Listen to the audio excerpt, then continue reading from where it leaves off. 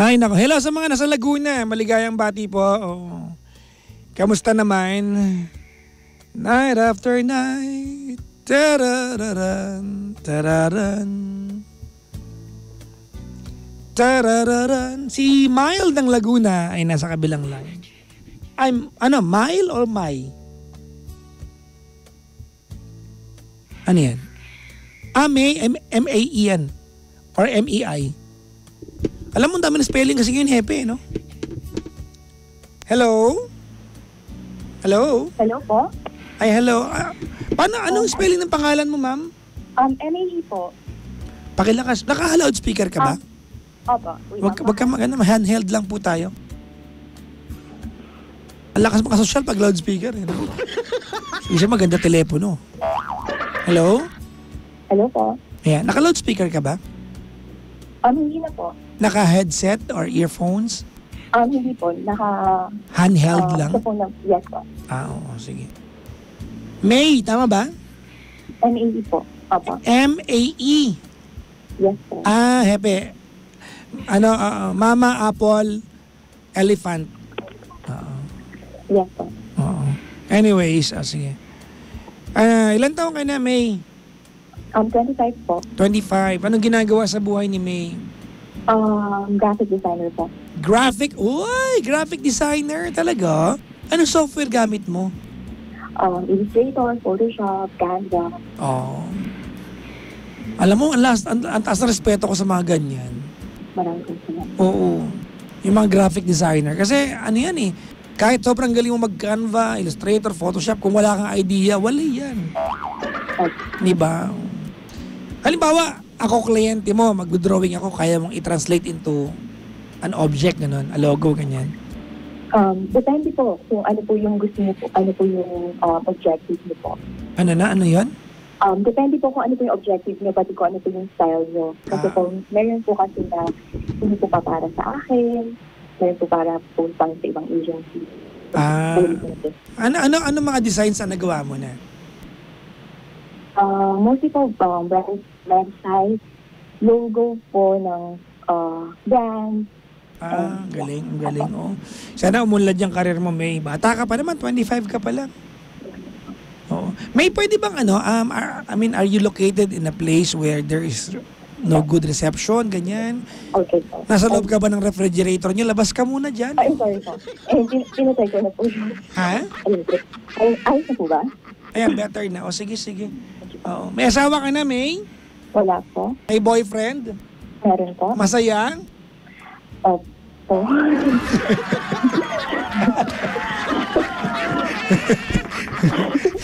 Parang medyo sumapit ka dun na. Opo?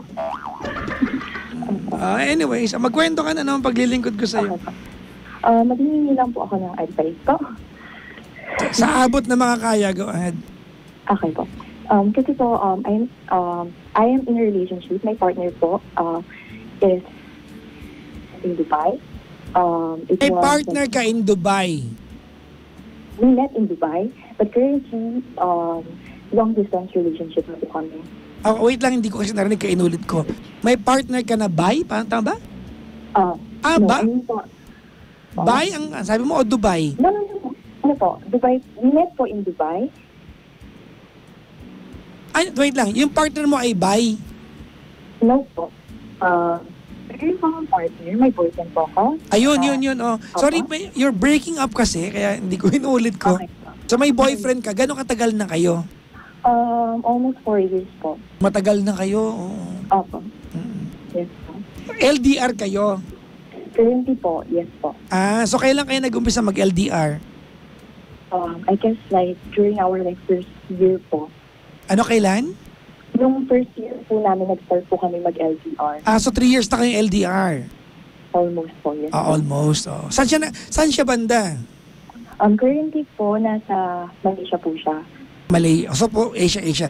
So nakikita naman kayo every year, every 6 months? Kailan? Huli po namin nagkita is 2 years ago po. 2 years ago? Yes. So I would assume na parang once pa lang siya nakauwi mula nung nagpunta siya doon, tama ba? Once, saan po? Mula nung nag-LDR kayo, once pa lang siya nakauwi, tama ba? Hindi po siya siya taga Philippines. Ah, okay. So, Malaysian siya?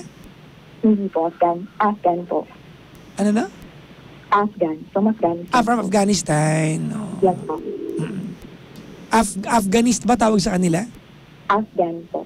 Ah, talaga? Mali pala ako. Kasi lahat, di ba, Japanese, Taiwanese, Yes po. di ba, oo, Koreanese. Mali rin, Korean dapat. Pangit. Pag ganito ko oras, 10:13, bobo ako eh, sorry na. So, Afghan pala tawag. Alam ko naman, binibiro ko lang kayo. O tapos?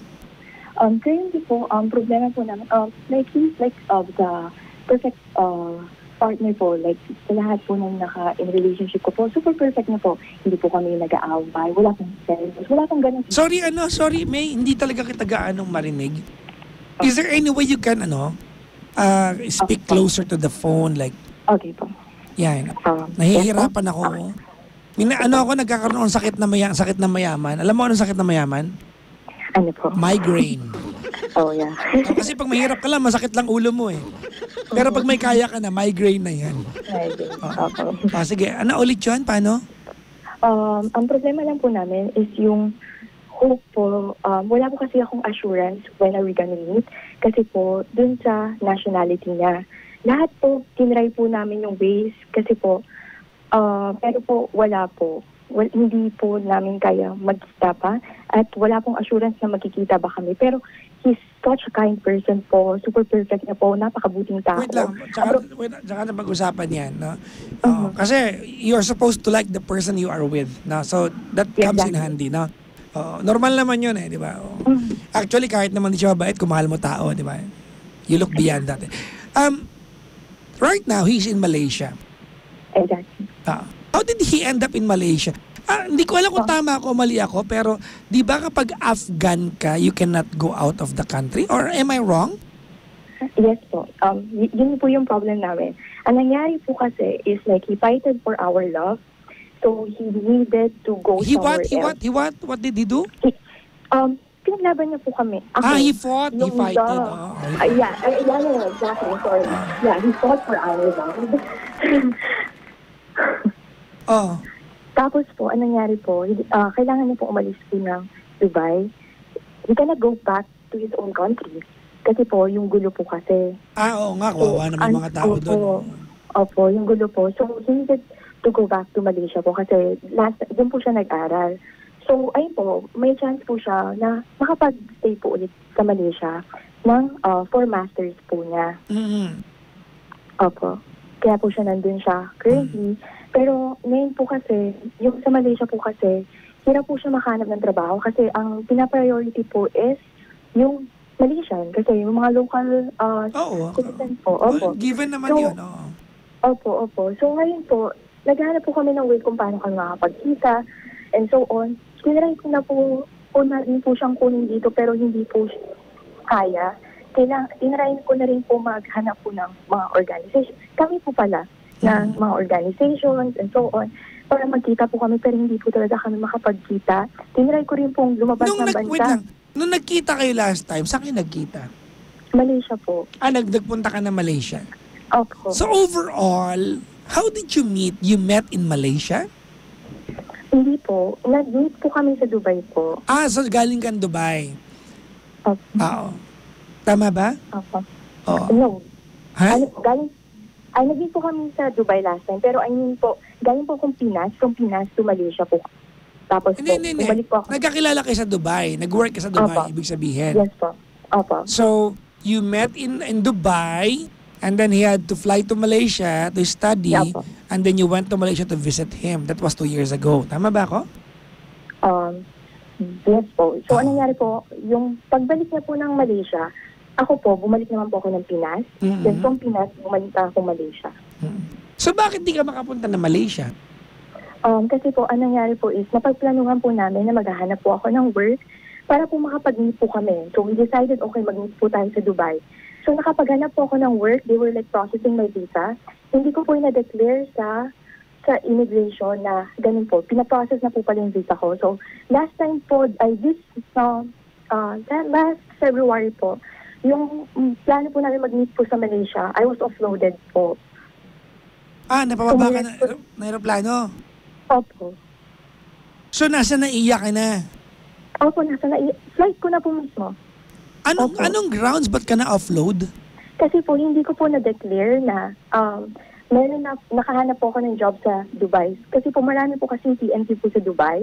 So, the government is like trying to protect like the OFW po. Wait lang. So, nung offload ka ng plane, you were supposed to fly to Malaysia? Yes po. Opo.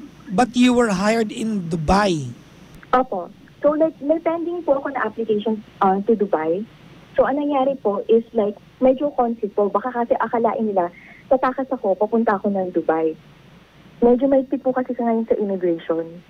Hindi, lagi naman mahigpit dapat yan. Opo. Naiintindihan ko naman po. Oo. Okay, so na-offload ka, so hindi ka nagkita? Hindi po. Okay. Parang crash landing on you. Napanood mo na yon sa K-drama? Hindi po. Panoorin mo, relate ka. Okay po. Nagkainlaban yung taga South Korea at North Korea. Parang kayo yung kwento ninyo. Di ba? Kumbaga, okay naman, nagmamahala naman kayo eh. Di ba? Ang problema ninyo yung diplomatic ties ng bansa kung saan kung taga saan kayo. Yun yung problema. Ngayon, anong problema mo ngayon? Kasi po ngayon po, nawawala na po ako ng pag-asa kasi it's been 2 years na po kami hindi nagkikita. But you talk ako every po, day? We talk every day. Wala po kami talagang issue na napakabuti na pong tao. Like, super close po kami. Pero ang problema ko lang, parang yung assurance ko na na-try ko na lahat po, may side hustles ako and so on. Na-try na naman pero ba't parang wala naman tayong mapuntahan na magkikita tayo? Kasi like, nag-iisip po ako kung paano tayo. Parang, unti-unti ko nang nawawala sa isip ko yung future natin together. Tapos, I'm building my life na here sa Pinas po. Like, I'm building memories now without him. Like, virtual na lang po. So, yun po yung problema ko na nangangamba na po ako na... May! Wala na. May, kumalma ka muna. Oo. Dati ka bang Armalite? Ang bilis eh. Idol mo si Glock 9. Ang lupit. O kaya si Pio Balbuena. Ang bilis mo magsalita, Oo. Dumudugo yung amygdala ko, Hindi ko alam kung dati kang Armalite,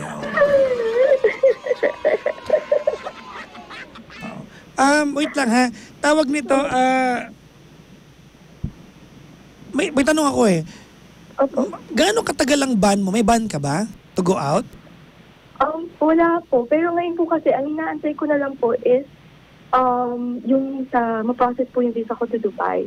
Tapos siya naman will fly back to Dubai.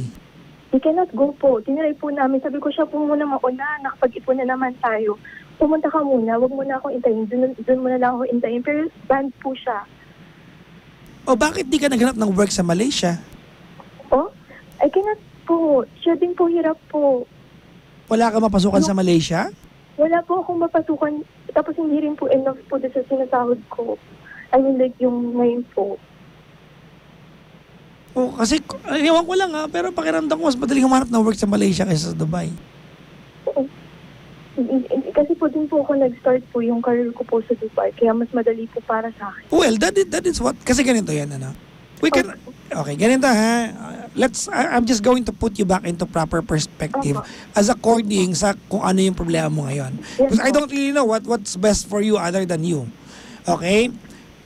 You cannot go ahead and tell me that you wanna go back to Dubai because your career is more promising there, pero yung jowa mo nasa Malaysia at alam mo hindi makaalis doon.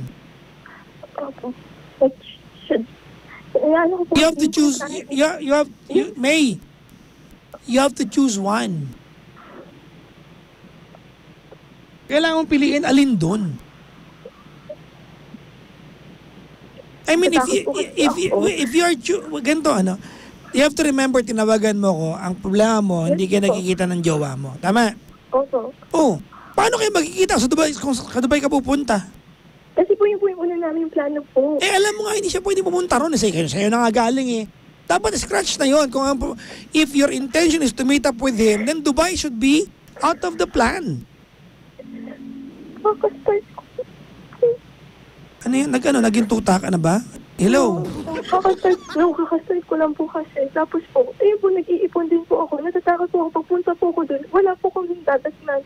Ako lang po yung may work sa amin dalawa. Saan? Po? Saan? Sa Malaysia? Opo. Wait Ako lang. lang po yung may work ngayon. Ano ba yung means niya of surviving in Malaysia right now? Because he's there.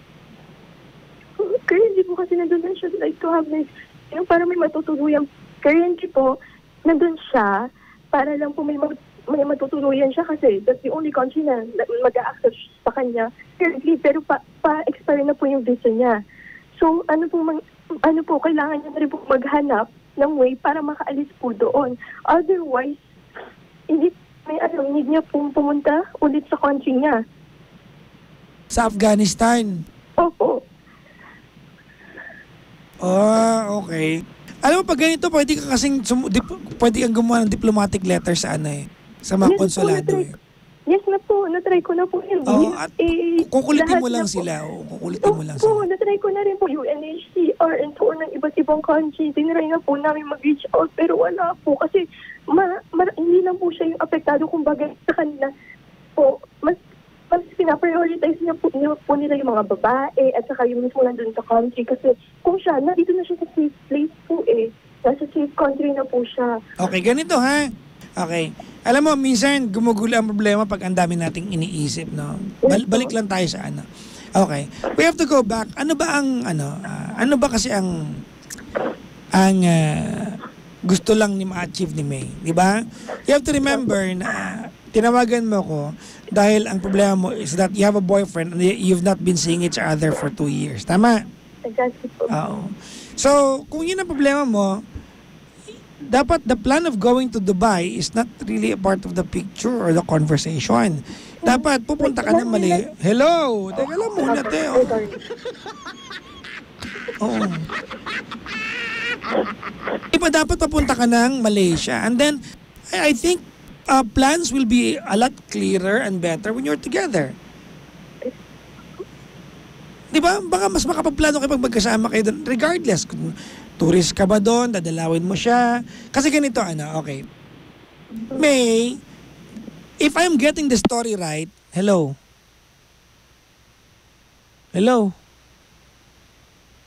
Nawala siya, Epe? Baka nagpunta siya ng Afghanistan. Ay, ubos na load. Naku, patay. Wala ba siyang hindi ba siya naka-globe? Ayun lang.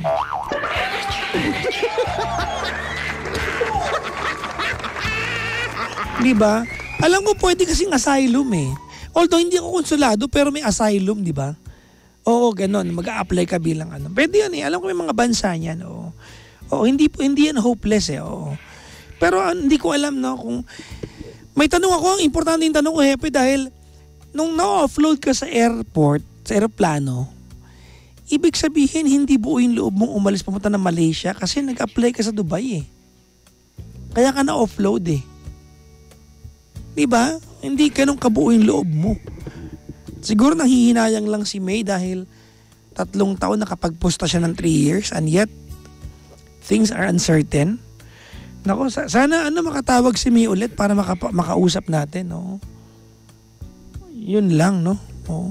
In the meantime, ang oras ay 10:26. Ang oras nandog sa inyo ng SEC Motor.